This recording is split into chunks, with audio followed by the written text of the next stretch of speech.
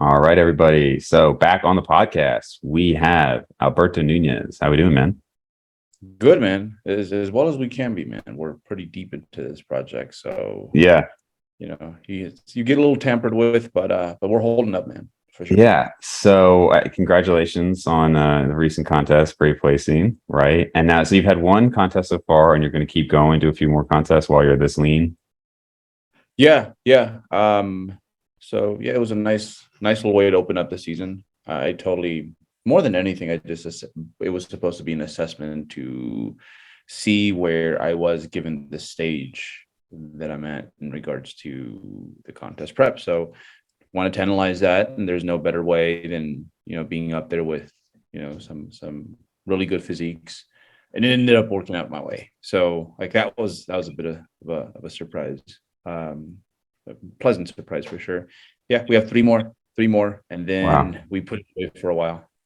And why was it a surprise? Um, yeah, usually in order for me to be like very like as effective as I can be, I definitely have to be a few points leaner. Hmm. Um, so, I, Leaner than you were? yes, yeah, Okay. absolutely. So you've come in leaner then. Oh yeah, for Okay. sure, for sure. So I'm still in the process of doing that. Like I have until the end of the month, basically, to get it where I want it to be, Okay. and then kind of, yeah, pull a Top Gun and kind of steer this thing back up and get into maintenance mode for a few weeks so that your body can really finally like take its full form. So I'm still digging.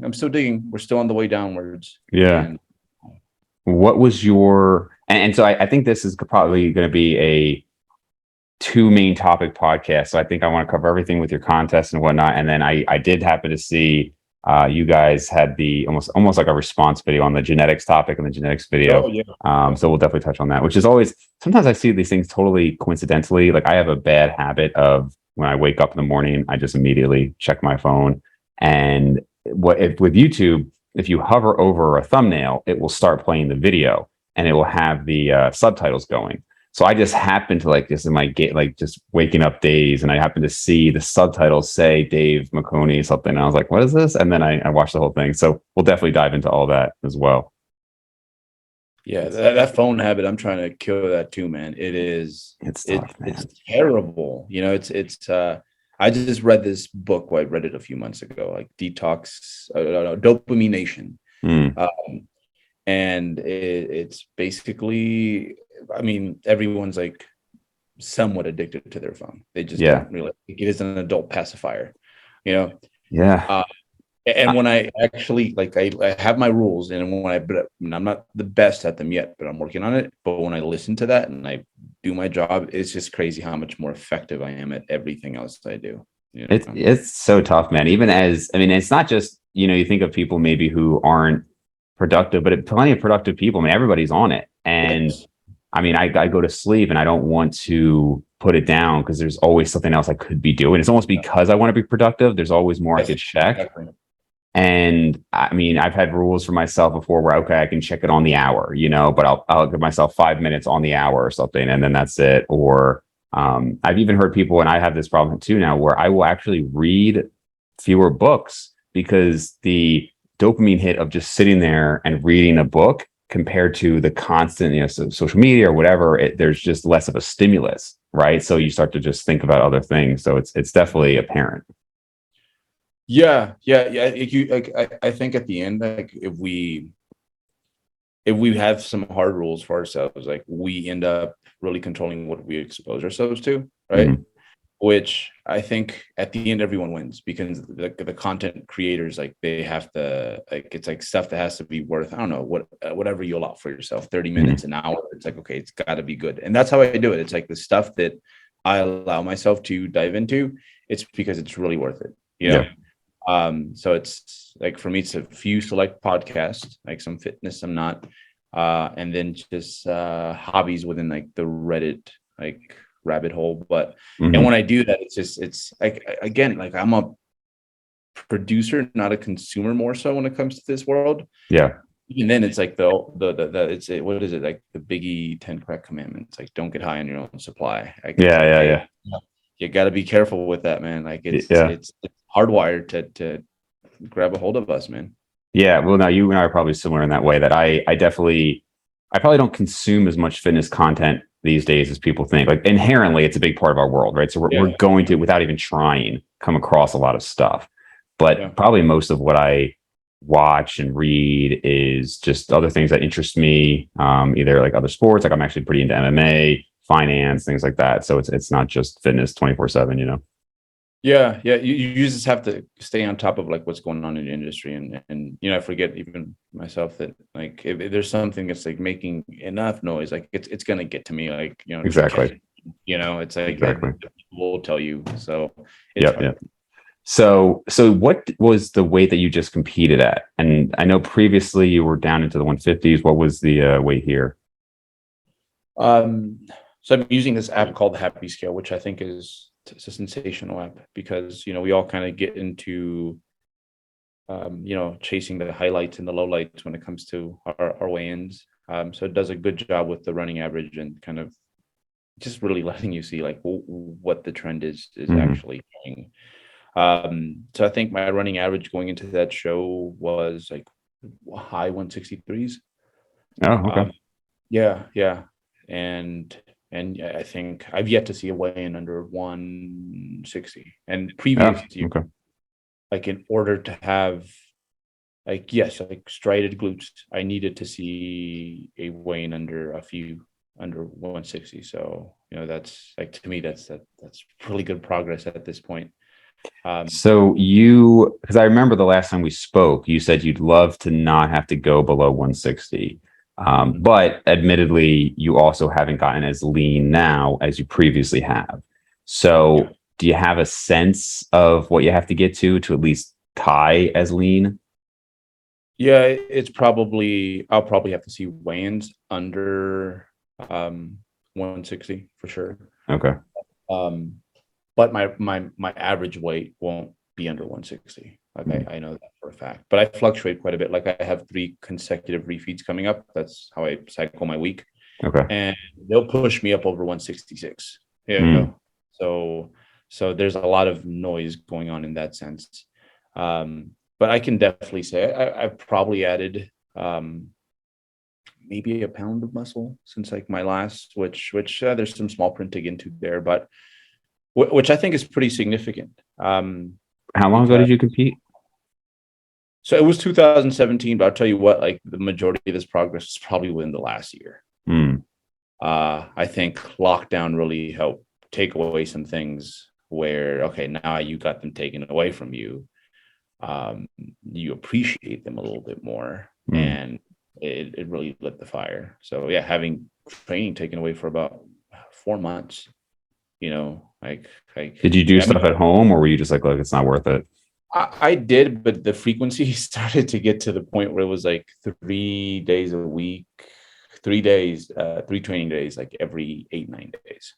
Okay. And it was an abusive relationship, man, because I remember I'm like, you're so not having fun with this. Like you hate this, but like you keep coming back to this, like abusive as form of training where it's like I had a 40-pound kettlebell, you Yeah. know? Okay. Yeah. Yeah. But abusive relationships is probably how I would describe it. Like, it's like if you're talking to your friends, they're like, just let her go, man. Just let her go. It ain't but no, I kept showing up at least 3 days a week almost. And yeah. And then I held off a little bit longer. We had it pretty easy here in regards to lockdown. Like it wasn't like some other states, but somewhere in the middle. But I felt guilty going back to training and then trying to motivate some of my athletes, like, hey, you can do this. Oh Something. yeah. So I probably, yeah, I cracked a month into that. I'm like, all right, let me get they let us have 3 trainings at like hours a week at the facility that I was a member of. And Oh really? yeah, you have to go by appointment. That's how that was. Interesting. Okay. And I tell you what, my days were like, it was like Monday, Wednesday, Thursday. Like that's what I had. And those were like the 3 most awesome hours of my week. Yeah, So sure.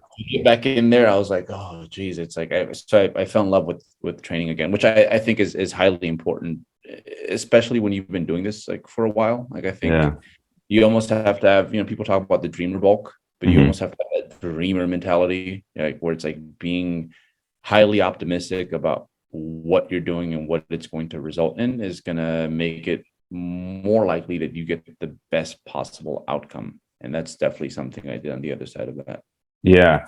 So I had two, one's a diet and one's a training related question. So one with the diet, you said that you have three refeeds coming up. At three consecutive is in like 3 days in a row you'll be refeeding. Yeah. Is Yeah. that how you've been structuring it throughout the prep, or what goes into that for you?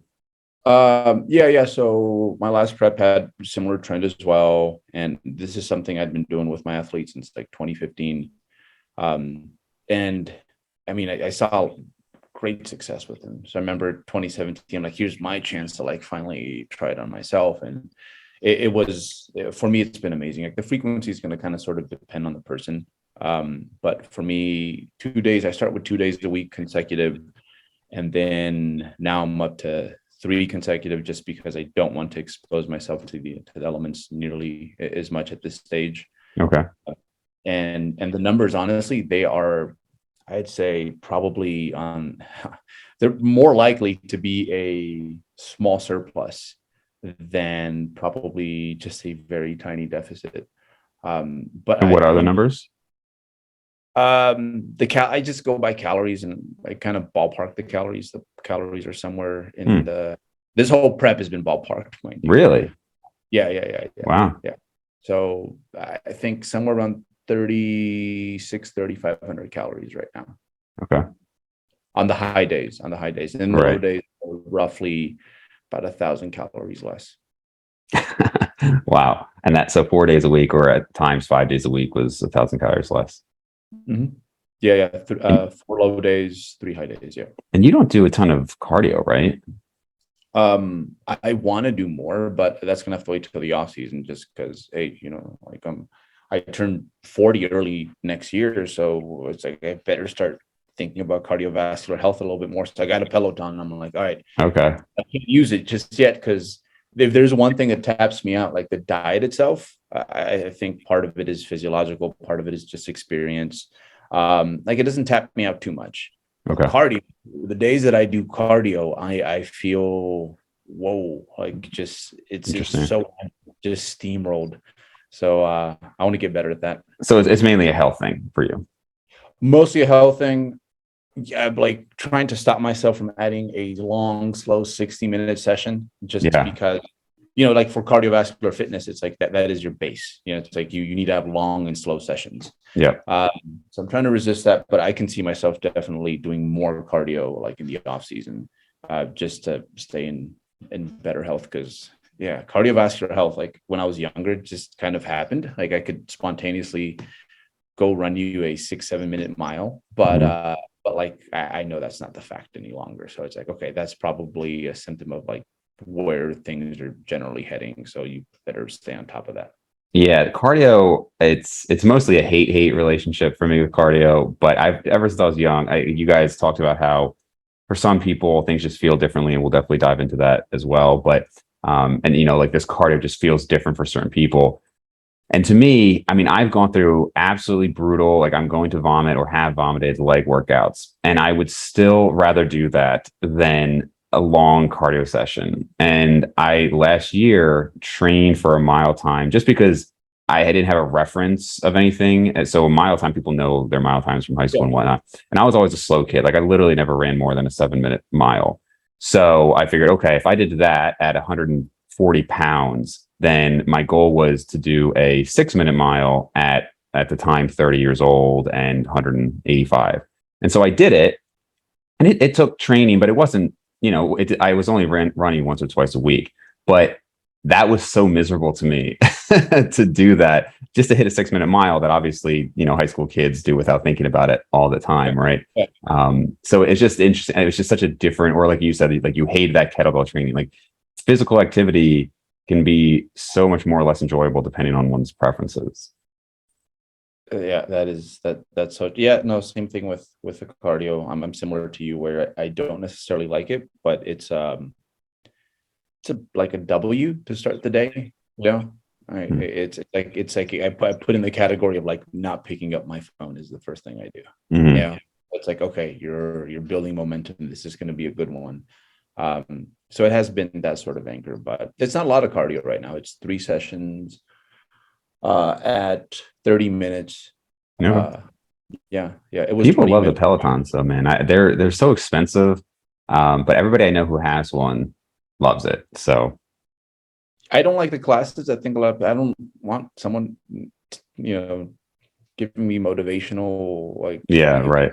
following. It's like quiet. I do the scenic routes, and there's like rankings. So Hmm. like that speaks to me. Like Yeah, you're yeah, rank for sure.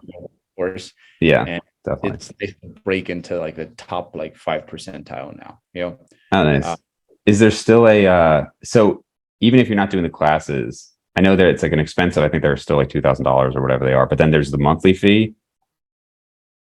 Okay, so even if you're not doing classes, that's what kills me, man. I no, hate no. that. Like, Well, my girlfriend likes the classes, so it's okay. it has to be part of the deal. I can't. I think I've taken them like 4 times. I'm like, Yeah, yeah. So, okay, so you've got three more contests, and is it just okay, we're just going to keep getting leaner? And how spaced apart are they? I mean, obviously it's going to be hard for most people to stay so lean. I'd say so. It's the first one was September 24th. I have one coming up October 29th, and then I have one November 12th and November 19th. Um, Okay. uh, but I probably won't be in like my top shape until the end of October, anyways. So Yeah. it's Wow. really gonna be maybe 3 or 4 weeks of like, okay, I'm like absurdly lean.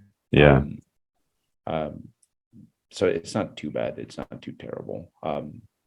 Yeah, I think what ends up happening is you just you learn to brace yourself for the hits because you know what's kind of coming around every corner. Hmm. So it's not like the first time. Like the first time you get lean, like you're like, yeah, I'm gonna get lean, I'm gonna get shredded, and then you find out like what that world's like, and you're not ready for that no matter what you hear. But now it's okay. I've kind of you brace for it, and then honestly sometimes what you're bracing for seems to like not come around, so it gets easier with every time you put it out there. Yeah. Do you find do you take on fewer clients during a contest prep or things like that? No, no. I'd say probably the biggest impact it has on my life, and there's a lot of things when it comes to this that I do enjoy is that there's just less randomness. Mm. So there's less spontaneous things pop up. Like everything just needs to be a little bit more scheduled. So I'd say if anything, when it comes to work, that kind of stays relatively the same. Okay. Uh, I'm yeah. just thinking like if you're so drained, it'd be hard, especially if somebody has a physical job, if you're a physical therapist or anything, you're like moving around all day. If you get to the point where just moving is draining, that's probably pretty hard. Or if somebody's obviously, construction or anything like that. Yeah. Yeah, I can't speak on that too much because yeah, I do sit at home, but like I don't notice that I lose any sort of like spurtiness. I'd say if anything, like I'm a little bit more zippy because Hmm. I'm lighter. Yeah, yeah.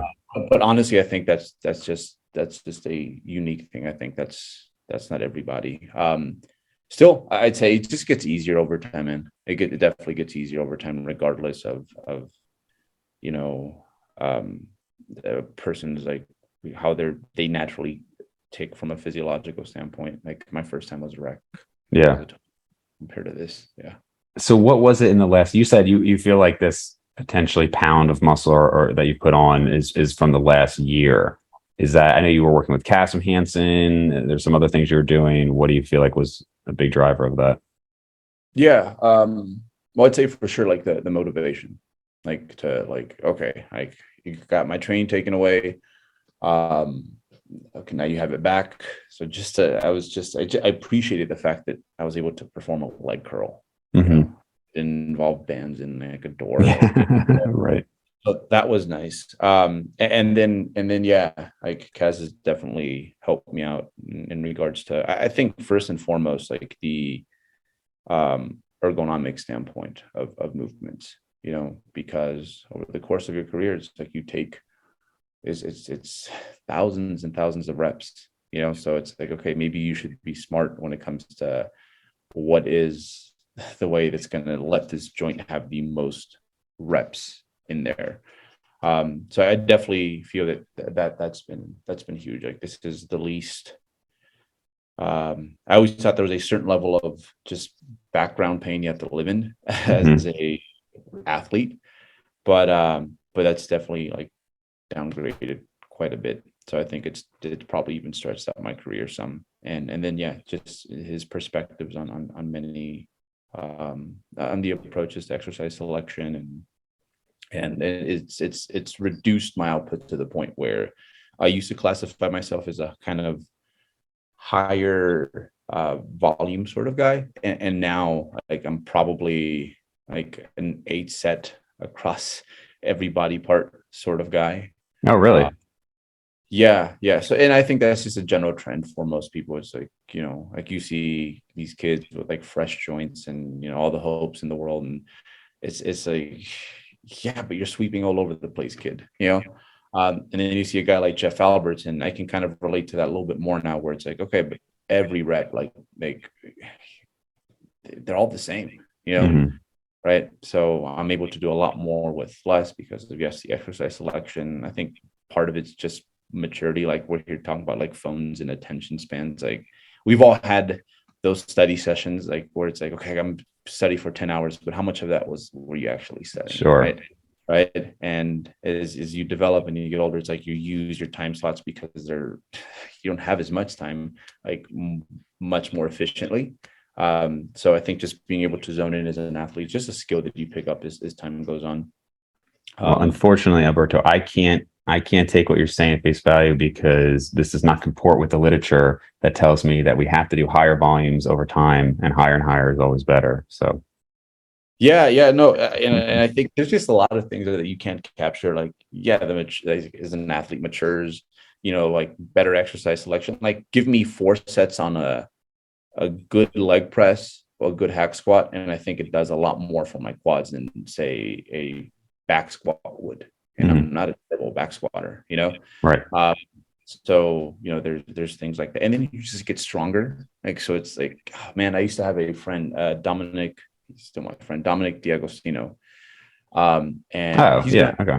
Yeah. Oh my God, his logs back in the day. This dude was insanely strong. Like I've seen him pull. I think he's an animal, man. Yeah, 660. He hadn't eaten for a week. Yeah, I was gonna say I've seen him do some of these fasting things. It's crazy. But I remember his logs on bodybuilding.com like 20 years ago almost, and like he would get up to the 170-pound dumbbells on the incline, and but you see all his warm-up sets, and you're like, man, just to warm up to your working weight, right? That's a lot of, like, you're passing all these previous points of homeostasis like along the way. So he would get to like 2 working sets, but you could it really, even if you were a young kid who was a volume junkie at the time, who's like solution to everything was like, just do more just in case. You'd see that and you're like, wow, I can see why he only does 2 sets for like the clavicular region of his pecs, because those are 150-pound dumbbells, and then a set of 170. I can see how that's plenty. That's a thing, man, with free weights. So yesterday, like Aaron Straker. No. Aaron Straker, he is with Brian Borstein on Eat, Train, Prosper. Yeah. And and so last name, but yeah. I listen to their podcast all the time because they're kind of like my age. Yeah, right. Right. Aaron, I was surprised he's like 35. I was like, damn, man, he looked great for 35. I mean, not that 35 is old, but I'm just saying he looks young. And so we got to work out together last weekend, which was a blast. And I was telling him, I can't really train my. I'm taking like 2 weeks off from chest because I just got a little like nick in it. And so just yesterday, I was looking at my time, and to finish my workout, same number of exercises, same number of sets, more or less, but I wasn't doing barbell bench press. I was just doing a machine. And there was the workout was 10 minutes shorter because you're just not, and same thing with like a squat versus even like a hack squat. For some of these free weight movements, the warm up takes so long to get to the appropriate weight. You're adding a quarter, or you're adding 10, whatever. So I just from an efficiency standpoint, and as you get stronger, I see like a lot of these guys do switch to more like hammer strength machines and just machines in general. I think part of it's an injury risk thing, but part of it is just efficiency. Yeah, no, I mean, there's just so many muscle groups that go into, and so many other things that go into like a crispy back squat day, that sometimes it's going to take you 30 minutes to get to your working weight. And sometimes it's like, oh, okay, on the lower end, but it's so much more consistent with a machine. And I think sometimes we forget that, we're humans at the end. So when you have one of those days where it's like, okay, it's gonna be 30 minutes to get to my warm-up weight, like that definitely impacts things. It might probably impacts the way you perceive the fatigue that comes along with it as well. So yeah, machines, like the only thing I do that's like free weight is going to be You do like dumbbell bench, right? Do you still do dumbbell bench and RDLs, and that's it. Yeah. And the consistency, I because I don't do them as much anymore, I don't really notice it. But when I was doing a lot of bench or squatting and deadlifting, something would happen. I don't know exactly how to explain it neurologically, but I would hit a PR somewhere between a 1 to 5 rep PR, and literally the next session I would be so much weaker. And this would consistently happen. I mean, I would get up there and then I'd be weaker. And I can remember a number of squat workouts where it would be a barbell squat, and then it was Smith squat, and then whatever accessories. And numerous times I'd go in and I might have a really bad barbell back squat. And then my Smith squat was so consistent. It would be whatever weights I was using, even if I was way weaker on barbell.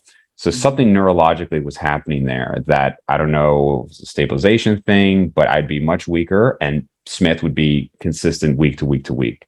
I don't know if you've ever had anything like that. Yeah. There's with free weights, especially the lower body stuff, like it's almost like improvising to some extent is a skill, which requires it shifting from one muscle group to another.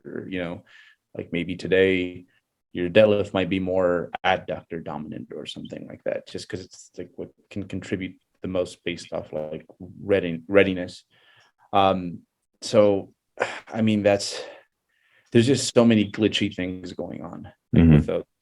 And even with like my high level powerlifters, like you see it, and with those guys, it's crazy because I gave this as an example a while back.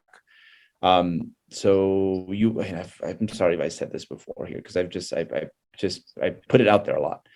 And this was 2019 USAPO Nationals. This was the juniors 83 kilo class, right? Out of those 24 or 25 junior lifters that were there, I think 21 or 22 squatted 500 pounds. So this is a very talented pool. Like, there's some of the best squatters in the world for that weight class, for that age group. And I can tell you that the majority of them, when it comes to hypertrophy work, they go hop on the machine. And these are very, so they're very, like, I can go over a few things I think have changed powerlifting over the last few years. Like people always talk about like with the record books ain't changing. It's like, actually they kind of are. And there's a number of different reasons for that. But yeah, like they know that they have these limitations when it comes to what they can get out of a squat, when it comes to like specifically targeting muscle growth. It's going to make the engine bigger so they can squat bigger weights. So they do their sport specific work on the barbell, but then when it's time to get jacked, it's like they hop over into machines because, hey, they're very skilled, but still for them, their torso is still going to be the limiting factor. It's like the same reason we use straps when we're like lifting, because you don't want these to be the limiting factor. So, and plus, I mean, they're probably squatting like 3 times a week. So it's like, why add to that fatigue? Yeah. Yeah. Right. Just real quick, because we did mention your dumbbell bench. I wanted to ask you this and I just always forget. If I look at your form videos, it seems like when I do a dumbbell bench, my range of motion is significantly greater than my barbell bench because I can obviously bring it down to the sides.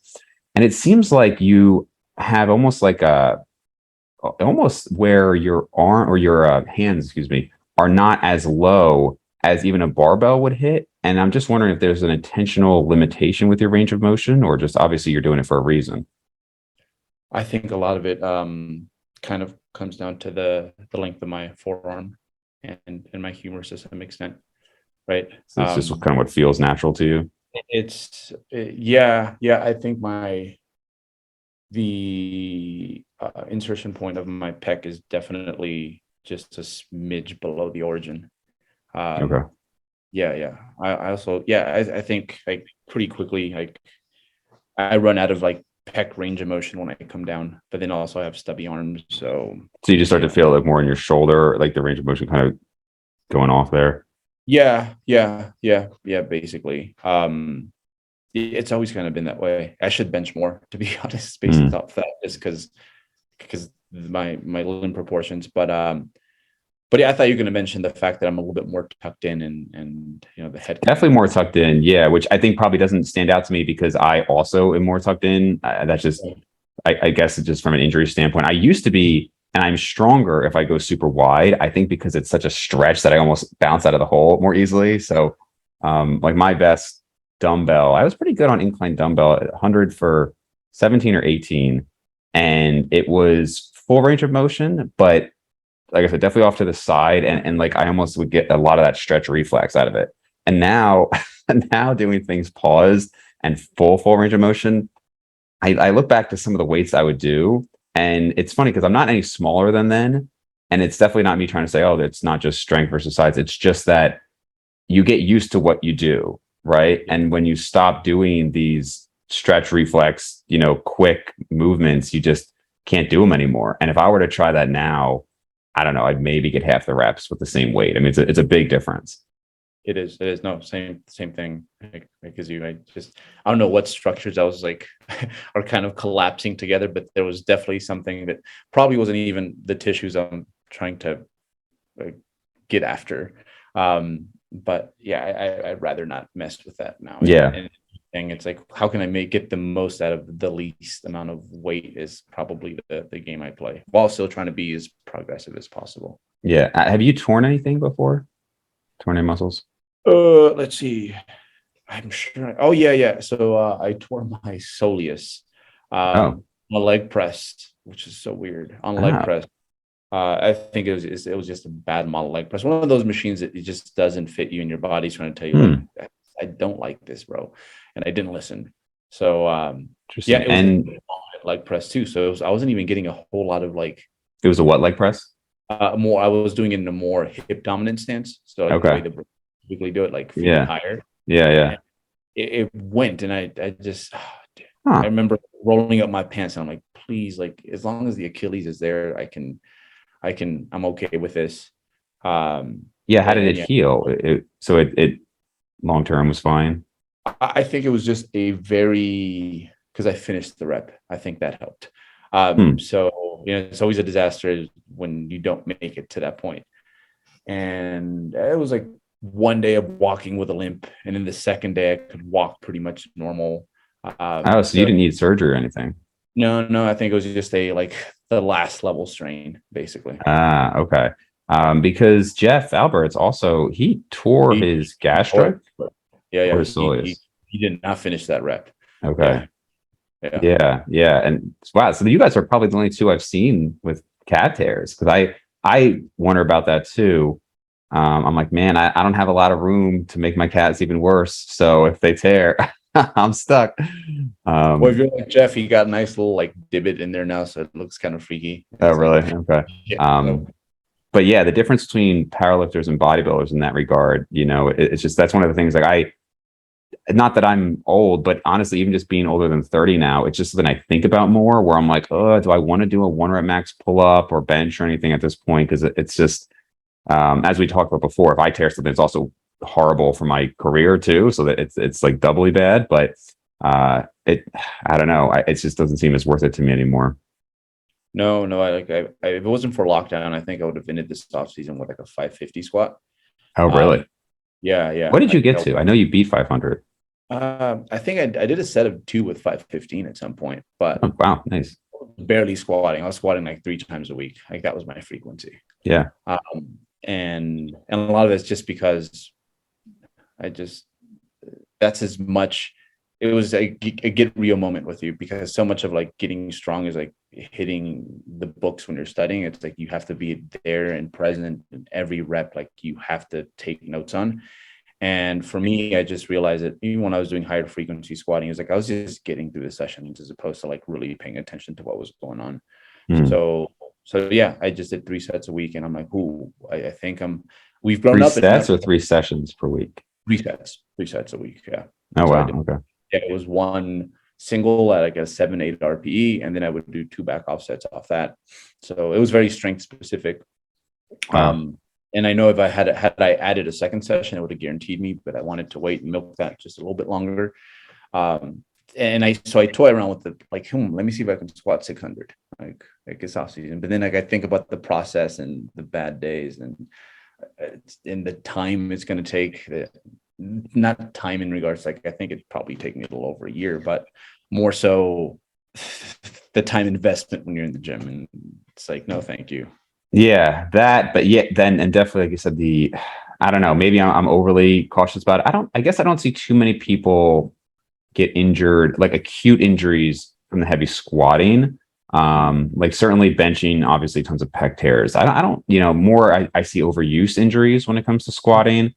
Yeah. Deadlifting, yeah, like bicep tears, things like that. I actually feel a lot of strain on my pec when I do deadlifting, I've heard other people comment on, but it's pretty rare. But I think it's just I would do sumo, and the way it would pull my arm in, I would feel very, very intense stress on my chest. And there's been a couple times where I was like, if I do one more rep, this absolutely feels like it's going to tear, like to that level. Yeah. When I start off my deadlifting, like it's my elbows and my pecs that I have to kind of slowly grow into. So yeah, like it's fun, but honestly, I look at my milestone lifts like from this point onwards, and I'm like, I'm pretty okay with those. And Yeah. realistically, they're going to be nothing special when it comes to like the strong people I know. So I just And that's a big thing too, man. You look at that and you see, like a lot of people kind of talk crap on Lane for like he keeps getting injured, whatever. But it's like, yeah, but I'm not saying it is worth it, but you could make an argument that it's worth it when you could potentially be a world record holder. Like I could see that.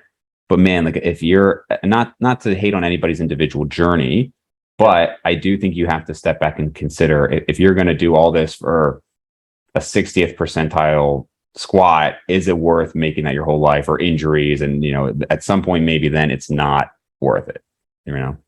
Yeah, I mean that is a variable to take into consideration. It's like, where does this stand, compared to like my peers, right? Like as much as like this should be internal, like like sometimes We're human. we're good at, like it's like maybe better focusing on those. So and for me, like, it's definitely, it's not my gift at this point. So just wrapping up the training aspect. So because I think a lot of people are always very curious in terms of how can we progress after a very long time, and obviously we don't have a DEXA from. I mean, you have done a DEXA, and actually it'd be very interesting maybe to get another DEXA since you are somebody that has a legitimate one. But to say maybe there was a pound of muscle. So really, it sounded like the main thing was, as ethereal as this might sound, like intent and focus, right? I mean, you didn't mention like this, I incorporated this exercise and it was a huge thing. It was a lot of just focus on it.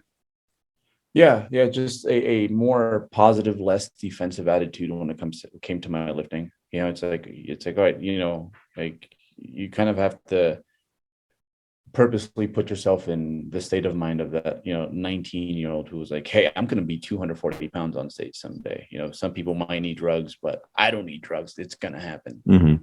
That's not how it works. But at least when you go into your sessions, like it's like I'm going to maximize like what's going on today.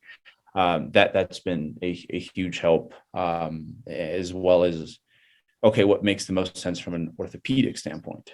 Like what's going to make me less likely to get injured, because that is most people's bottleneck, like over the course of a career anyways. So taking that into consideration, like I think honestly probably started with the squat, where it's like, okay, I legit had 12 reps every week to get better at the squat. And I did the most I could with that. And the same thing with my training. I think for a lot of folks, it's like, hey, like let's have an inventory check when it comes to like exercise selection, when it comes to how you execute your movements, things like that. Like I'm still working on it. Like I'm battling my pendulum squat right now, and sometimes in order to get to a certain sequence, like a 3x5 that I'm currently doing, like I'll catch myself like on set 2 and 3. I'm like, oh, that was cheap, bro. That was cheap, because you just want to meet the sequence. So like legit, how can I get the most out of every single rep sort of deal? So Yeah. yeah. So I'm much more efficient. It's hard to convince someone in their early 20s to like do this, because everything is so fresh. You can handle so much, Right. because you haven't beaten up that system nearly as much. But someone who does that, it's like, like with pitchers, like they count their pitch counts like going through high school. Like, there's record books of how much you've put through that shoulder. Yeah. We don't think about as much with bodybuilding. So yeah. So that's been the majority of what's changed things, is just being more optimistic about what I can do, for sure. Like almost placeboing myself, like on purpose. And then getting better at the focus bit, and then also just being a little bit more just selective with like what tools I use. Yeah. So that's actually a perfect transition to get into the video you guys recorded, because so basically, for people who don't know, we can link that below.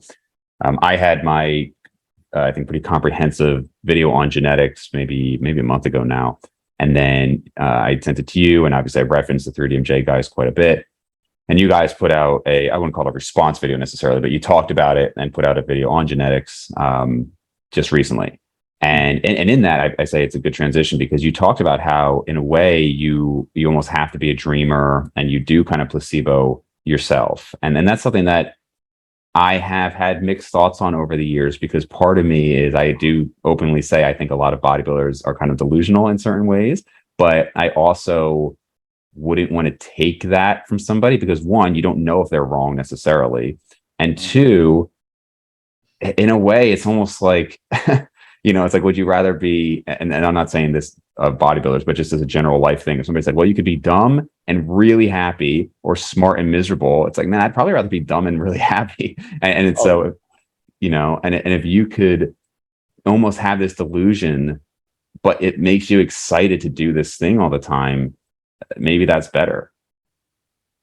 Man, I have a few friends that they legit will sit there and laugh at the most like slapstick type of like beat, and I'm like, man, I wish I could be you sometimes. I love these guys. So they have their own perks and their own talents, but that's the one thing I'm like me picking a movie, it's like I have to, like, I overanalyze like what I'm going to spend these 90 minutes on. Like, yeah, sure.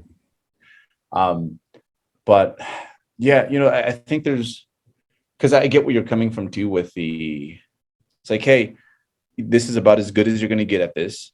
Go do other things with yourself. Mm-hmm. Yeah. Like, potentially. Yeah. Or like, it's like, don't be afraid of doing other things. Yeah. Like that sort of deal. And I guess to me, like when it comes to bodybuilding, like I've working on one thing that I'm really trying to master makes me understand the world at large like so much better.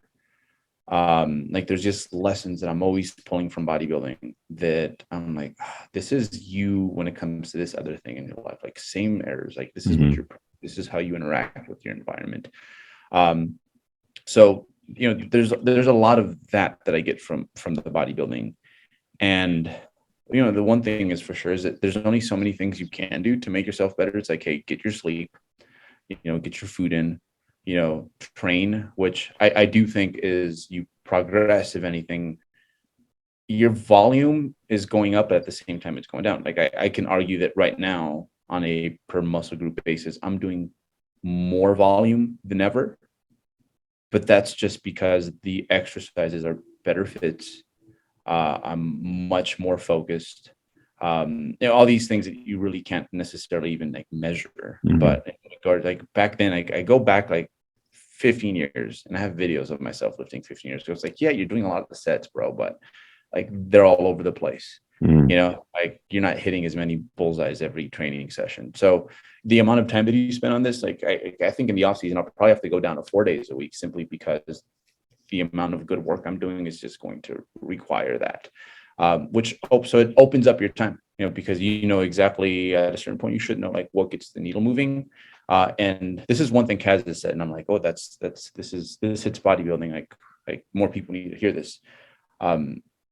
Bodybuilding is a sport of over recovery. Okay. And because everyone wants to do something proactive, and it's like, well, yeah, you can, but a lot of that stuff is going to be outside the gym. It's like managing your stress, it's like getting your sleep, and you know, the food, like, you know, that sort of deal. And if I do that, I still have a lot of time to do the other things I want to do. And the best part is that since I'm trying to master this and I've gotten pretty far in this, like it just changes my perspective when it comes to any other side hobby that I take up, where like it's like I'm, you know, like we all get those noobs in regards to like trainees, and it's like this is what I think you should be, but you're over here and distracted. And like so I put myself in that position, and I'm like, okay, I'm a noob entering this world. Like, what should I be focusing on? Like, how should I, you know, tackle the situation that's in front of me? So yeah, I think it's in a way it's more important to me than ever, the bodybuilding, but in regards to like the time I spent on it, it's like actually kind of condensed, and all the things that maybe do leak out and impact other parts of my life, like they're net positives, like the stress management, the sleep. I don't think if I didn't train, like I would be that focused on those things as much as I am now if it wasn't for bodybuilding. Yeah, for sure. A couple points on that. I mean, one, definitely it seems like the most productive people on average are also doing a lot of other things like working out and whatnot. A lot of times I find people, obviously there's excuses there, but I make a ton of analogies. I always think about things like that. And half of my analogies are to fitness stuff, you know, and it's just very relatable. And to be clear, I'm not saying, you know, you just at the start of the conversation there said that you were like, well, you know, if you've hit this kind of peak, just do something else. Just to clarify, I think that's a viable option for people to do. I'm not saying that's what anybody should do, especially I've said this to Steve Hall too. Like you, Steve Hall, this is your life and you're at a peak level of it among most people. So I would not say that you guys should, you know, go do something else. I mean, you're at, you know, if you think about the top of your hierarchy, essentially, right? I mean, not that you're the best bodybuilder, but among a lot of people, you're top. And to leave and do, you know, whatever, jujitsu, well, now you're starting at the bottom. Maybe you do that as a side hobby or something. But I think it's great to be able to have a couple areas of your life where you can really refine and become expert in. You know, you don't want to be just kind of mediocre at everything. I kind of keep that as my hobbies. This is why some people say, oh, you should try this or that. It's like, look, I think out a lot of things. And to me, if I'm going to spend a lot of time doing something, I want to make sure that it's something, one, I want to be dedicated to, but two, that I'm going to be doing for a long time. And the other stuff can stay as a hobby. But I think it's cool to have a few things you're kind of a master at. Yeah. Because I know a lot of young bodybuilders who are still trying to climb up. And I consider anyone who's a body recomp enthusiast, you're a bodybuilder, you know, at the end. Like bodybuilders are very possessive about that term. It's like, you haven't gone on stage. It's like, that's bullshit, bro. Like that's not, no. A quick point. And I came to this realization that, yeah, bodybuilding is the most popular sport in the world when you think about it. If you think like gym goer and things like that, like everyone wants to do something with their, like, that's what bodybuilding is. It's like, I want to change my body composition. right. So that's all it is. And yeah, we all have slightly different preferences, but we also have like different classes, and you know. But I think that also is what makes it hard for people. You know, people. There's the classic quote: "Comparison is the thief of joy," right? And we should have gratitude for things. But at the end of the day, I think that's what makes it harder in a sense, because, like, let's say you play tennis, even if you aren't necessarily built for tennis, just by virtue of the fact that most people don't play tennis, you could become better than 99% of the population pretty easily. Again, not among tennis players, but of everybody. That's number one. Number two, people don't see your skill in most sports. They're not walking around seeing, oh, wow, I can tell he's a really good whatever player.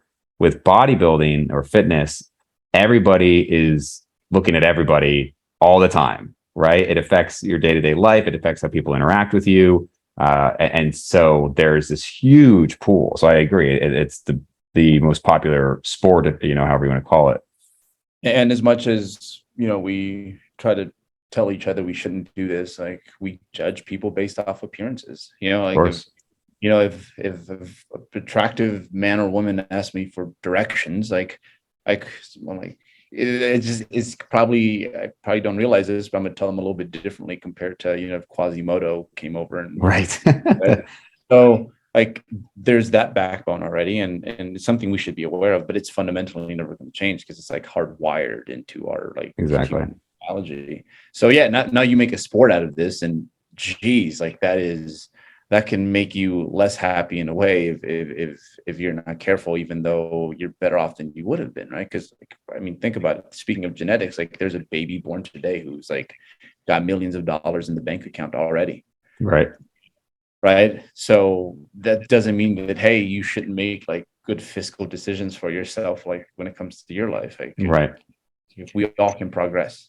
Yeah, I have a video coming out. I just saw it's a top. I don't, I stay mostly within fitness, but I will talk about other things related to it. And in my practice, I'll do veneers, I can do Botox and fillers and things like that if people want it. And so I have a video coming out on that and kind of, I guess, attractiveness standards and whatnot. But I always think it's interesting when people say, well, these things don't matter or you shouldn't care. And it's like, look, man, if that's how you want to live your life, that's fine. But in the real world, we absolutely judge based on how people look. I don't even just mean attractiveness in terms of facial attractiveness. I mean how you dress, right? How kempt you are, things like that. It's a huge difference, right? And I just think it's, again, if you want to put on this face that it doesn't matter, that's fine. But in the real world, it does matter. Yeah. Like we should all like maybe just be aware of that. But no, if I go out like dressed nice, like it's just so different. Like the sort of customer service I get versus Mhm. like hair all down and I'm just Right. it's very different. I go from this guy to like sir. Yeah, right. So one thing I was going to mention, and we kind of talked about this before with the running, is you said one of the genetic components is how difficult some of these things feel for somebody. And I think that's a less talked about, but really important topic. And even Nick talked about a little bit on, he talked about some people are just inherently more motivated, or really the term would be a conscientiousness, right? And that is absolutely influenced genetically. I think about this sometimes with my patients where there was one woman I worked on and she did not want any lidocaine. So like no numbing at all. And she's like, oh, well, I have a really high pain tolerance. And the reality is some people do have, having a high pain tolerance would be, okay, this person feels this as a 7 out of 10 pain and this person feels it as a 7 out of 10 pain, but it doesn't bother them as much. That is very different than the other hugely variable thing of you just actually don't feel the pain. And like when I worked on this woman, I was like, if you felt what some patients felt, there's no way you could do what I'm doing to you without lidocaine. You just couldn't, right? And so pain is hugely variable. But I think how difficult just getting yourself to go to do physical activity is hugely variable. Or in your case with dieting, how hard is it? Of course, it's hard for you to get contest lean, but you said yourself, it probably isn't as hard as somebody who maybe has a natural set point of 20+% body fat. Like as much as people want to give me credit for like, damn, you go there, like there is, like for example, my body temp never changes. Like Mm. I'm never cold when I'm prepping. Oh, really? Like I stay a little furnace the whole way. Wow. Uh, like libido for the most part stays on point. Like I think at worst it resembles like when you have, I don't know, like enough things going on in a week where it's like you just don't have the time to. But Mm. but that's all like intact. Wow. Um, right. So it's like hunger, also same thing. It's like I'm not a hungry person. Like someone has to tell me when I'm prepping that, hey, bro, you're kind of slowing down. Like go get something to eat, more so than like my stomach. So Wow. like all these things, and like so prior to this, like I bodybuilding it, like I ran track and I did the 400, and like Michael Johnson was my favorite athlete. I can assure you his system did not feel the same as Mm. everyone else's. Like when he was spinning around the track, like his legs probably didn't burn as much, like the cardiovascular fatigue, it was probably experienced totally differently. And I don't think people understand that. Like, I think everyone can train themselves to like work harder, to focus better. But I have some, there's a subgroup of athletes, because there's hard workers that are just like very infatuated with like the work at hand. Like if they're so motivated to get it done that, it's not much of a bother to do whatever it takes. But you have some like a subgroup of folks that are they're just like the dumb jock, you know, Hmm. like if you were to ask them like about their fatigue levels and what it's like, what, like Yeah. I don't know what you're talking about. So like hard work, like there's a genetic component to everything. Like we see, oh, so I own like two little pit bulls, and they're gamey dogs. Like I got mine's are more on the gamey side, so they have this intense drive. Mm. So same thing with people. It's like you see all the variation, like with within like dogs. It's like it's the same thing. It's like I can put them out on the flirt pole, and they will literally go until they die if I let them. Whereas like big mastiff is like, bro, like I'm just gonna go lay down. I've had enough of this after like 2 rounds. Right. So yeah, our behavior is so it's just good to know. Like, I think a lot of people can take this, and it's a little bit depressing, the whole free will thing. Right. Yeah. But yeah, like so much of like we're humans, so there's more layers to our behavior, absolutely. But we're just as predictable as like, I don't know, like any other species of animal. It's like, yeah, well, that's within the realm of that species. He just kind of lends more this way. So it's so much of us is just hardwired, and it's just, this is what you got. Yeah. Have you gone down the whole like Sam Harris free will topics and all that stuff? I've gone down that topic, but not his perspective Not on Sam. it. Okay. Yeah. Yeah. But yeah, it is interesting. We don't, that's obviously a very long conversation, but it is interesting to, I'll think about this with animals a lot, right? And people will say, oh, well, if you just worked hard or whatever. And it's like, okay, would you ever say that about these two different breeds of dogs? That like, if this person if there's this dog just Yeah. trained, it could be as fast as this greyhound. Like you just wouldn't say that, right? Or I think Nick said it in the example of you could have a really fast pig. That's not going to be a racehorse. But even within the same species, right? There's just such dramatic variation. And obviously it is different with humans. And I'm not, I feel like I have to say this so many times on the podcast, and I'm not trying to be demotivational. The analogy I gave on the podcast or on the genetics video was just to say, okay, so like let's say take the average height of a man versus a woman, right? So in the United States, it's like 5'9", 5'10" versus like 5'4", 5'5", right? The variation within the two genders is so much greater, right? You got guys who are 4'11" and guys who are 7'1", right? So much greater than the average between the two. And I don't think it's something that should always be talked about. But if you had a daughter that for whatever reason was into wrestling, let's say, she's just one of the unusual women who got into wrestling, and she wrestled from the time she was 5 to 12. And then she wrestled a 12-year-old boy who'd been wrestling for 1 year, and that boy stomped her, which could definitely happen.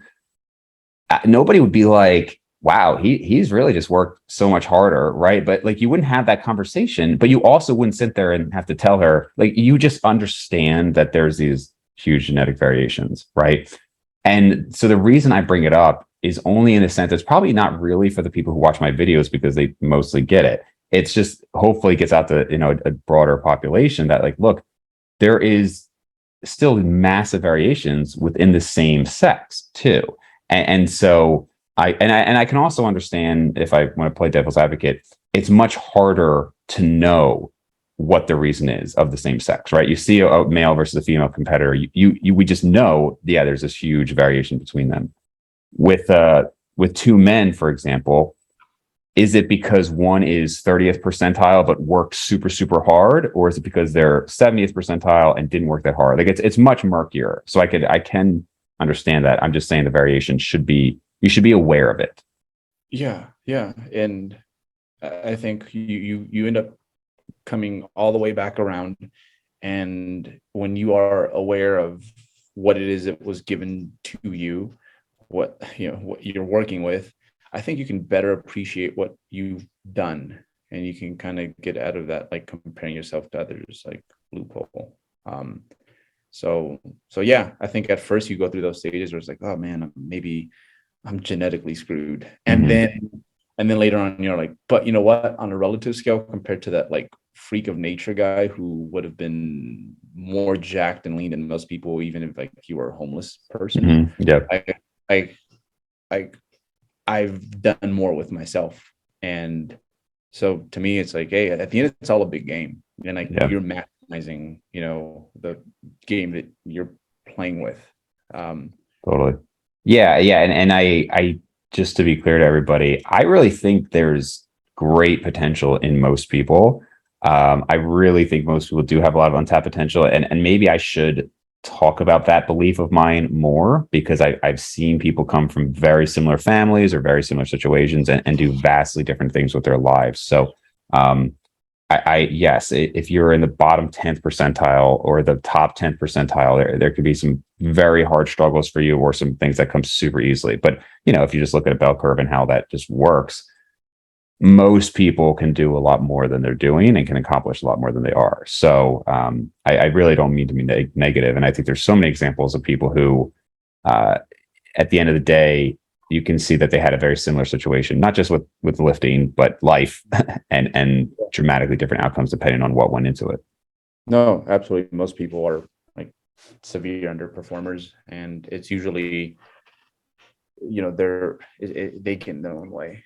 To be honest, like that's what stops us. Like we stop ourselves for the most part. So yeah, I'd say very few people are getting everything out of themselves, and the chunk that's missing, I think, is pretty significant in the case of most folks. Yeah, for sure, for sure. Well, man, I don't want to take too much of your time, and you're probably at least relatively tired, given how lean you are. I'm definitely interested to catch up again after. I don't think I knew that you were doing 4 shows, so definitely, once you've recovered and you got some food back in and everything, maybe we can touch base in the new year. And obviously, you and I will probably talk privately other than that, but be interested to get you back on and kind of just see how a kind of this competition season roundup went. Yeah, no, we're definitely getting into a new chapter. I think the other day I was, usually how it goes. It's like these thoughts come into your head when it's like the least appropriate for them to like pop in, and I'm like, I think I'm ready to push. Like I'm ready to like it just had to come to me. So maybe I'll have a different story to tell by then. But I think I'm ready to push. And every prep I've done, like I can go back to instances where I've gone in my own way. Mm-hmm. I'm like, okay, you're aware of a lot of those trap doors. Let's not do that. Like I was very tempted to actually skip my refeeds. Like I have one starting today, Okay. and it goes up until Tuesday. I was very tempted to skip that, and I'm like, no. Like you've done shit like that before. So yeah.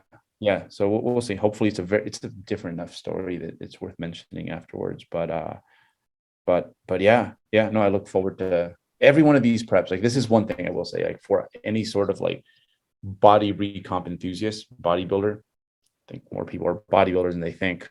My mom's a bodybuilder technically. Yeah. Like if you are in that like weirdo group where it's like you have your habits in line, it's like you've been training. Like this is just a big part of your overall culture, like the way you live. I do think at least once in your life getting what Mike Israel would call like exotically lean, or your version of that, is it's just worth it because you're like given the environment that we get to live in 2020, just to get a lot of those things removed and like put yourself like into like this bare bones like brain mode, you learn so much about yourself because all that stuff is there. It's just like hidden. So as I jump into this next phase, I look forward to exposing myself to those elements and like I guess seeing what I'm really about in a more like primal sort of like brain setting. Yeah. Well, it's good stuff, man. It's good to see you guys around so long. I was talking with a few people the other day about this space is so fluctuating, and both to have a career in it, but even just to be in it at all. And something I say is, do a lot of these people have stable careers? Like the people who are big now, will they be around in 10 years? And one way to think about it is, okay, well, who is big now? Were they around 10 years ago? And it's like, well, was this person around? No. Was this person around? No. Was this person around? No. But was 3DMJ around? Yeah. I mean, you guys, what, 2008, I think was when you started putting out videos, something like that. Maybe 2009. Nah, what was it? Maybe 10 or 11, whatever it was, over a decade ago. So it's been a long time. And you guys are still going strong, still putting out the content. It's good to see such consistency over a long period of time. It doesn't seem like you're going anywhere. Yeah, I think you tell kids about people who were like hot in it like 5 years ago. They're like, who? Yeah. I'm like, how do you not know who Jamie Easton is or Skip LaCour? Yeah. And Yeah. Yeah. I think a lot of that comes down to if you are someone who wants to exist in the space for extended period of time, it comes down to education. Like education powers everything. Like if you make that a priority, like that kind of takes care of itself. Because at some point I'll probably start backsliding a little bit, like physique wise. But but my curious nature, I think, will keep me as relevant as I want to be, like in this space, which is crazy, right? Because this is about the way you look, the way you perform, right? But at the end, even that is kind of powered by this big computer we have down here. So yeah, I guess to folks who want to do this for a living, it's like, hey, instead of like focusing so much on the getting the good lighting and figuring out the algorithm, if you hit the books hard, like my friend Ninwin like says, he's a professor at San Jose State. He's like, his like answer to almost everything is like study. Like study. Like that's it, study. And yeah, it's like, okay, it makes a lot of sense. Yeah. Yeah. All right, man. Well, I think everybody's pretty familiar with you guys, but where can they find more of your stuff? Yeah, 3dmusclejourney.com. And we're really expanding on the educational component there, like really trying to make that a priority going forward. So yeah, we got some rabbit holes for you if you're into that. And I think most of we have a lot of cross contamination with our For sure. like a lot of the curious folk, right? Who Yeah. it's almost a second hobby they make out of this like fitness thing. It's like there's a lifting part, and then there's like the hey, let me just dwell on these topics. So we have Yep. some stuff as well if you guys are into that. Awesome. Well, I'll have links below. And thanks again, man. Hey, thank you, man.